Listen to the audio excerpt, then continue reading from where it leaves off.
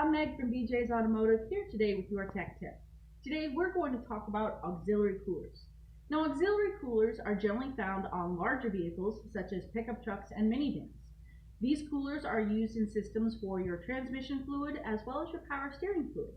The idea behind these coolers is to keep those fluids at a cooler operating temperature. This in turn extends the life of those fluids and requires you to monitor them less often.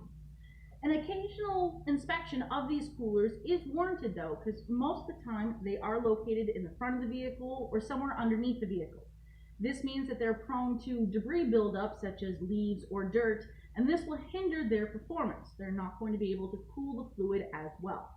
If you have any questions about whether or not your vehicle has an auxiliary cooler or what the condition of it is, give us a call. We can get you in and advise you on the best course of action.